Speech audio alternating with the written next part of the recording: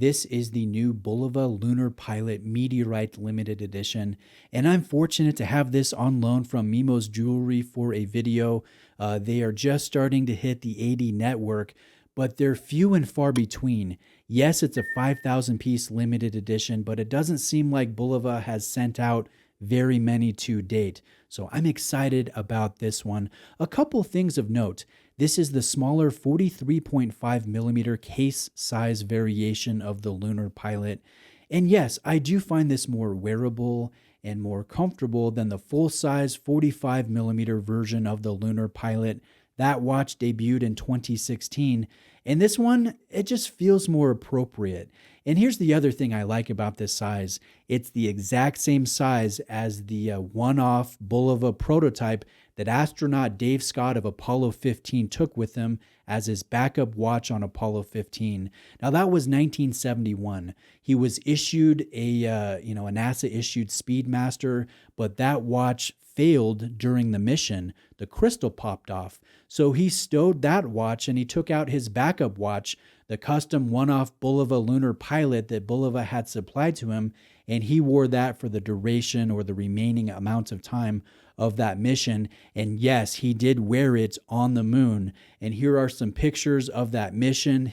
This is Commander Dave Scott, and if you look closely, you can see that watch on his wrist on the outside of his spacesuit, and I think that is really cool.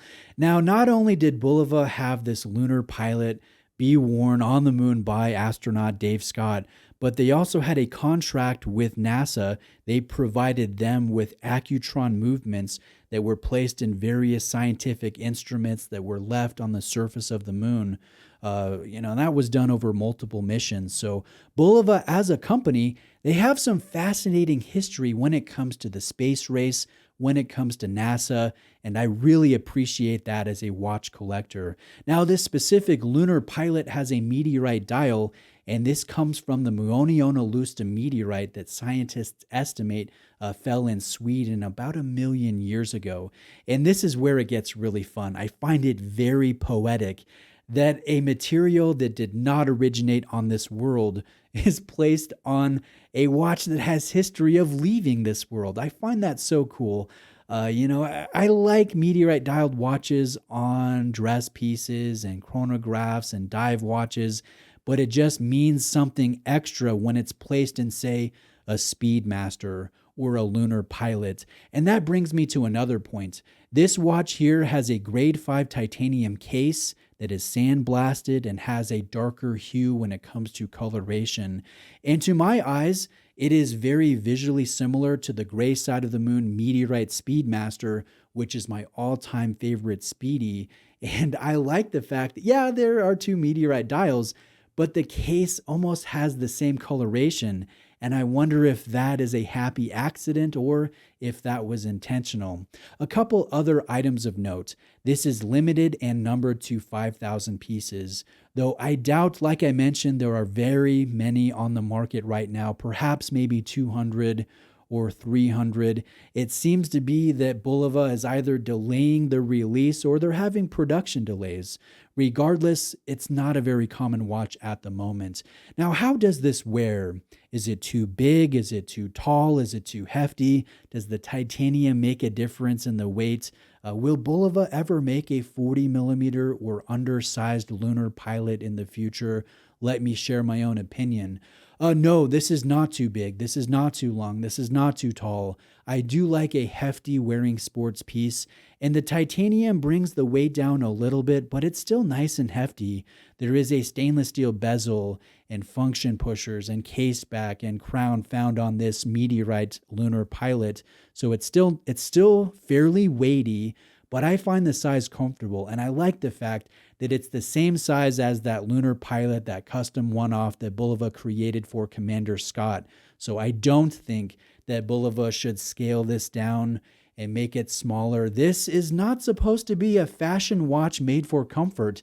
This is a throwback to historical tools, functional instruments that were used in the space race, and I really like that personally. Now, within the case, is a Japanese-made high-precision quartz NP20 caliber. This will have a three-pronged quartz crystal that will vibrate to the frequency of 262 kilohertz. So you'll note on the dial in this sub-seconds register 262 kHz, and that is in reference to the high accuracy quartz movement within. Now, this is generally 8 times higher of a frequency than a standard quartz caliber, and it will be incredibly accurate. In fact, Bulova states on their website that this is only off seconds per year when you compare it to atomic time. So the fact that you can get a high accuracy quartz in a sub $2,000 priced watch adds some value, because when you go to Grand Seiko or to The Citizen or to Breitling, you're generally going to be spending over $2,000 for one of their high accuracy quartz calibers. Now, this action is smooth, it's quiet, it's easy to use. I like the fact that we have a 1/10 of a second counter right here. I like seeing that spin around during the first 30 seconds of a timing event. After the first 30 seconds, the hand stays still, but internally the movement is still keeping track of that time, and that's just to prolong the battery life. Rounding out the other specifications here, this watch has a proud sapphire crystal, the box shape. It has inner applied anti-reflective treatment, and I think it does a good job of minimizing reflections, enhancing clarity. I think that's really important when you have a beautiful dial like this one with a classic Widmanstätten pattern to that Meteorite Lunar meteorite. This will also have a push-pull crown system, 50 meters of water resistance. In low light, the lume is a cyan tone. It is nice and bright everywhere but those subdial hands. Those have a rather poor application of lume. The applied markers are blasted finish, and I think that matches the sandblasted finish of the grade 5 titanium case very nicely. And there's another nice detail on this tachymeter printing that is raised and silvered. There's some good dimension to that. This watch comes on a leather strap that has a quick release spring bar system, and then the box that the watch comes in is a dark wood presentation box, and it will have an included storybook and limited edition card, kind of similar to what you would get with a Speedmaster from Omega. Now let's talk about the price and whether or not this watch is quote-unquote worth it or worthy of being added to a rotation. The retail price is $1,495, and that's a significant amount for a quartz chronograph labeled a Bulova, even with grade 5 titanium when it comes to the case and a Meteorite Lunar meteorite dial. The thing that kind of bothers me is there is no bracelet option, and I feel that this leather is fairly cheap and it needs to be upgraded. Even if there is no bracelet option, there needs to be a nicer strap to improve the overall feel out of the box. And anytime I'm spending over $1,000 on a watch, I don't want to have to do that to enjoy it when I unbox it. So I think in some aspects, like the movement, there is a lot of value here. There's a lot of value with the meteorite dial and the grade 5 titanium. But when it comes to needing to upgrade the strap, that's where it's lacking a little bit. Fortunately, I have a great discount code that is valid at a Bulova authorized dealer in California. That is Mimo's Jewelry. They're a family-owned AD in Long Beach, California. Use the code Bruce and you'll get a great discount. And it's good not just on Bulova, but any watch brand that's on Mimo's website. So I'll leave a link below. And no, I don't get a commission. It's just a nice discount that Mimo put together for my viewers. Now to the last question. Will I buy this watch? Do I think it's worthy of being added to a rotation? I have a nuanced answer here. I want to buy one. I really like this look. I really enjoy the history of the lunar pilot and Bulova as a brand when it comes to NASA contracts and whatnot. I am drawn to that. But what I would want to do is wear this on a bracelet. I know there's something wrong with me. I really love wearing watches on bracelets if I'm going to bond with it long term. So there is no bracelet offering for this meteorite dial with the titanium case.